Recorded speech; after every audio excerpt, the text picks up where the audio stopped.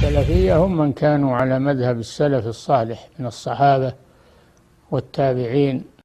On est dans le début de ce mois béni et il est certain que Allah Azza wa Jal il multiplie la valeur des récompenses que quelqu'un peut faire pendant ce mois. Et une parmi les adorations en particulier que le prophète sallallahu alayhi wa sallam s'adonnait pendant toute l'année, et il était connu pour sa générosité. Il était connu comme étant quelqu'un qui donnait sans craindre la pauvreté. Même que parfois certains ont accepté l'islam en disant « Venez, allez voir cet homme, il donne comme quelqu'un qui ne craint pas la pauvreté. » Et donc certaines personnes parmi ces gens-là acceptaient l'islam au début pour l'argent ou pour les sadaqat. Puis par la suite, la foi rentrait dans leur cœur et ils devenaient sincères et ils devenaient des vrais musulmans par la suite. Et ils comprenaient que la foi avait une plus grande valeur que l'argent et que tout ce qu'on pouvait recevoir des biens de ce bas monde.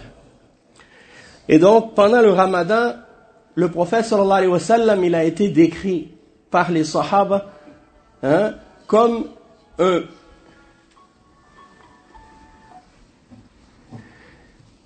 Éteignez vos téléphones, barakallahu fikum. Échangez vos sonneries. Si vous avez des sonneries avec de la musique, mettez une sonnerie normale, ordinaire, dans laquelle il n'y a pas de péché. Ça, c'est important.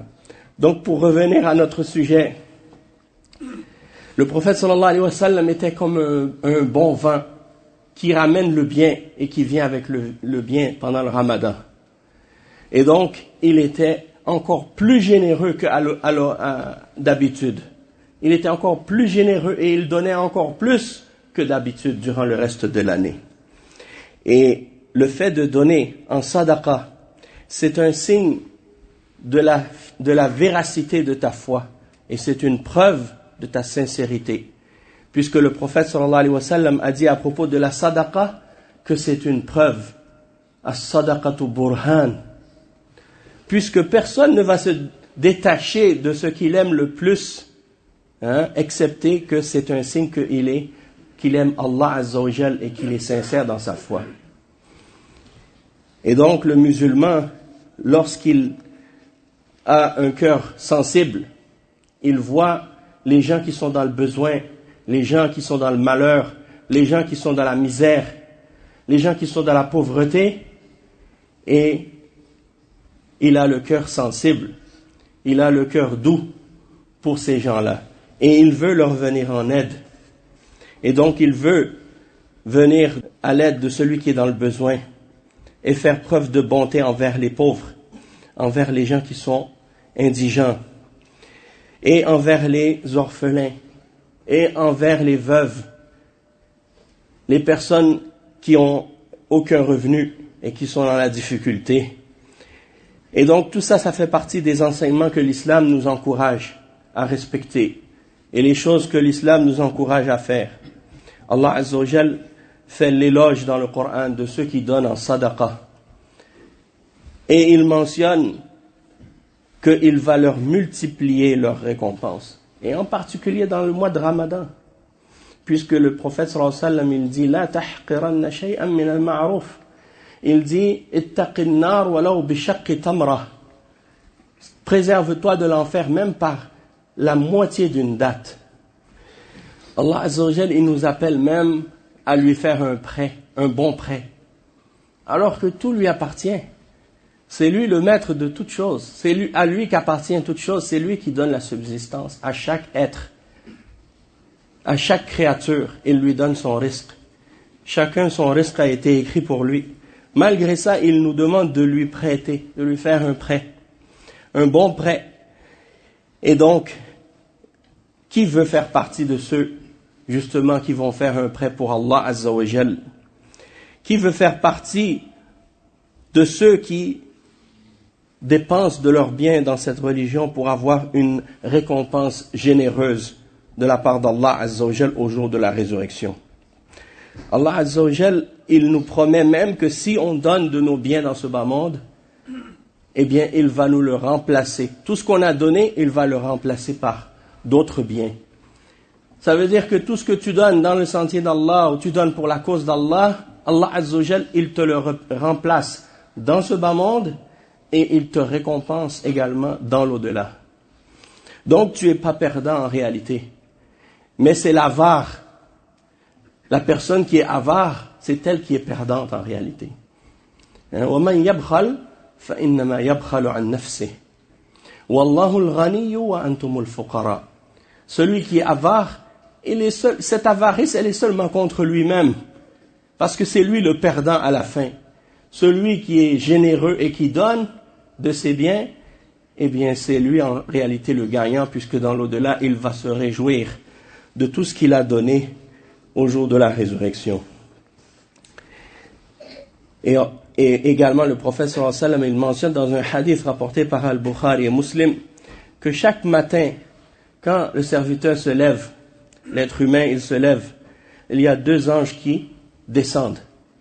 Et il y en a un qui fait des du'as pour celui qui donne et qui demande à Allah Azza wa Jal de donner plus, de remplacer le bien à celui qui donne, et qui fait des invocations contre celui qui refuse de donner et qui garde son argent avec avarice et qui retient ses biens.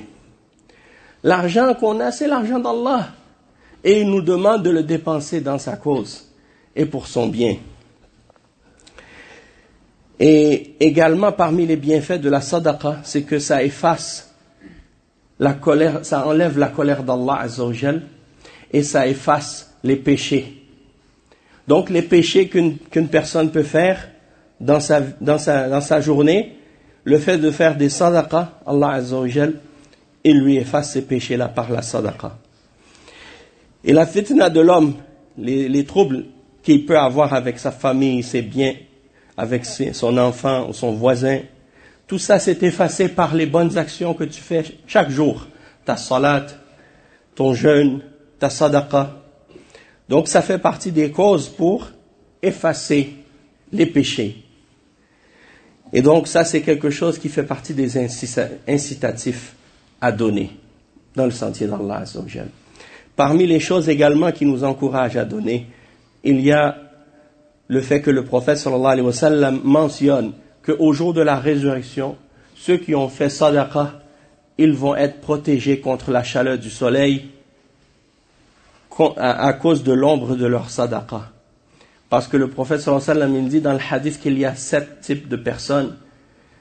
Ils seront couverts sous l'ombre d'Allah le jour où il n'y aura aucune ombre excepté son ombre. Et parmi ces 7 catégories, il a mentionné la personne qui donne et qui cache ce qu'elle donne au point que sa main gauche ne sait pas ce que sa main droite a donné. Ou bien sa main gauche ne sait pas ce que sa main droite a donné, effectivement. Donc, cette récompense-là, au jour de la résurrection, c'est pour ceux qui ont donné. Et le jour de la résurrection, c'est dans un jour qui équivaut à 50 000 ans. Et le prophète sallallahu alayhi wa sallam a décrit que ce jour-là, le soleil sera rapproché des têtes. Mais, contrairement à la situation des hommes dans ce bas monde, si le soleil serait aussi proche de nous dans ce bas monde, on serait brûlé en quelques instants. On serait désintégré. Mais au jour de la résurrection, notre corps aura une capacité plus grande à endurer ce type de chaleur-là. Et donc, même si le soleil est à proximité de nos têtes, on n'est pas désintégré ni brûlé. Et donc, on sent cette chaleur qui tombe sur notre tête. Et 50 000 ans, c'est long. Donc, celui qui veut être protégé contre cette chaleur, il n'a qu'à faire partie de ces 7 catégories, et entre autres, ceux qui ont donné en sadaqa. Et non seulement qu'il y aura la chaleur, mais il y aura la sueur et la transpiration qui va augmenter. Certains, ils auront de la sueur jusqu'aux pieds, d'autres jusqu'aux genoux, d'autres jusqu'à la taille, d'autres, elle va monter jusqu'à leur poitrine, d'autres jusqu'à leur cou, et certains même, ils vont avoir la bouche couverte avec de l'eau, de leur transpiration. Selon les péchés,